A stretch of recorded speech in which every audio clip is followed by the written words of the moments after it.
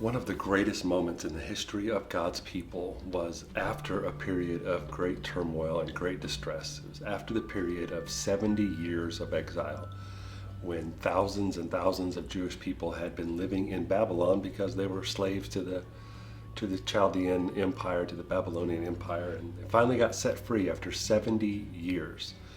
And when they went home, they discovered that Jerusalem, their capital city, was in a mess. It was destroyed and had been for 70 years. It had just been laying there. And not just the city, but their homes, and most important to them, the temple was destroyed. And so the Bible tells us that they gathered as one man. They called a meeting and they decided, we need to do something about the walls and we need to do something about the temple.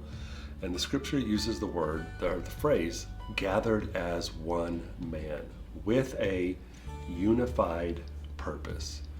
They looked around, they assessed their situation, they saw that something had to be done, and they knew the only way to get this done is if we all act in unity, if we gather together as one man, and we have one purpose.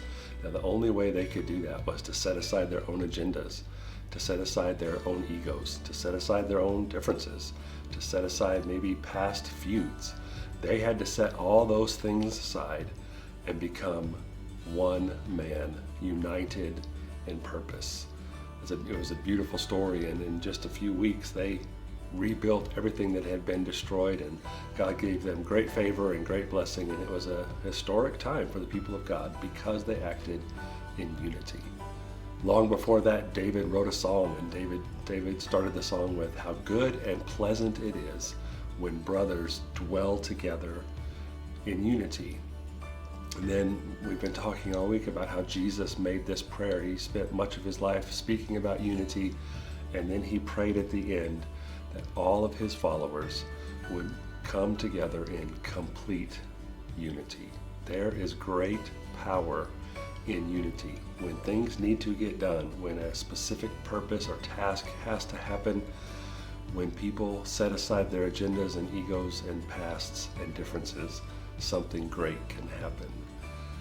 And so the question is not what everybody else is doing. The question is, what am I doing? How am I being a person who promotes unity? Or how am I personally striving for unity in my home, unity in my family, and unity in my church? What am I doing? Because if we each control ourselves, who is the only person you can control, if we each do our part to come together as one man, to work together with unified purpose, to dwell together in unity, a great blessing will occur.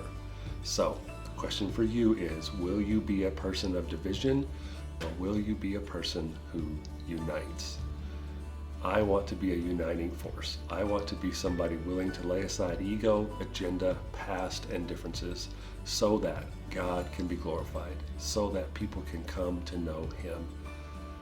How good and pleasant it is when brothers dwell together in unity. How are you doing? Are you a divider or a unifier?